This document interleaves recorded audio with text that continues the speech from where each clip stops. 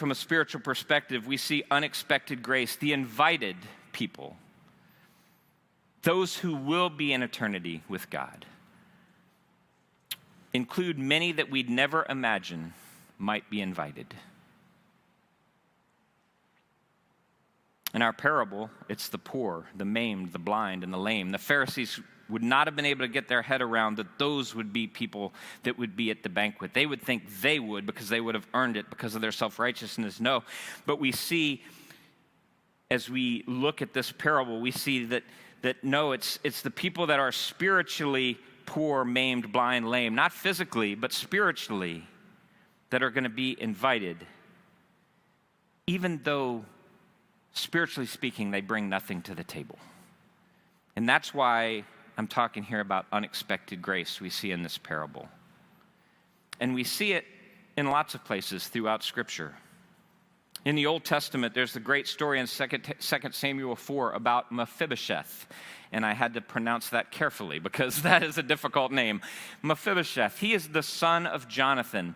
David has ascended to be king. And we read in 2 Samuel that Mephibosheth, as a baby, was dropped by a caretaker, and in that moment became physically disabled in both feet and legs, and physically had nothing to warrant a seat at the king's table. But because of David's unexpected grace that he showed to Mephibosheth, even though there was nothing Mephibosheth did to earn a seat at the king's table, there's nothing he could have done, in grace and kindness, David said, "Come, sit at my banquet," as a picture of what God would do for us. In the New Testament, we see the thief on the cross. In January, Brett is going to be speaking a whole sermon on the thief on the cross. But briefly here, the thief on the cross has nothing spiritually to offer Jesus. He responds to Jesus in faith, and Jesus says, "Truly, I tell you today, you will be with me in paradise." He had nothing to bring to the table spiritually.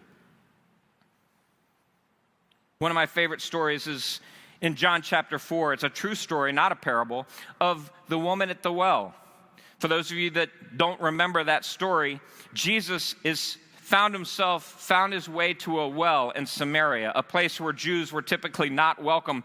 And he's by himself at a well, and a woman comes up to draw water in the middle of a hot day. She's by herself. Usually the people would have come to the well in the morning when it was cool, but she comes by herself because she knows she's been rejected by everybody. And she shows up at the well. She sees a man there. There's no chance they would have a conversation, because a man and a woman that weren't related would not have had a conversation back in those days. And especially when she recognizes that he's Jewish, she's a Samaritan. The Jews and the Samaritans pretty much hated each other, constant tension. There's no chance they would have a conversation. And yet Jesus engages kindly, without judging, despite the fact that he knows that she has a past. She's been married 5 times, and she's now living with a different man that she's not married to. Jesus knows that, and he is not there to condemn. He offers her living water. She would have never expected that he would have a conversation with her. No one would have ever expected in that time that Jesus would have a conversation with her. And yet, she becomes the first person to whom he reveals himself publicly as the Messiah.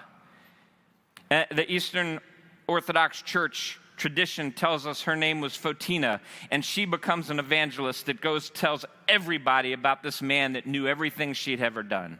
This is an amazing picture of unexpected grace. You would not expect her to have met the Messiah that day. You would not have expected the thief on the cross to have met the Messiah while on the cross, that would have been the best day of his life.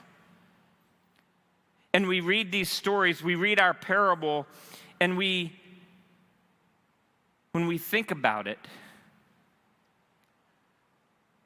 we're left to realize that I am Mephibosheth. Spiritually speaking, I am the poor, the maimed, the blind. I am the thief on the cross. Spiritually speaking, I am the woman at the well. I have nothing to offer God that would warrant a place at his banquet. Nothing to offer. When I look at who God is and I look at who I am and understand my sinfulness, how far I am from God in the way I act, think, motivated, all sorts of things, I am overwhelmed by God's unexpected grace toward me.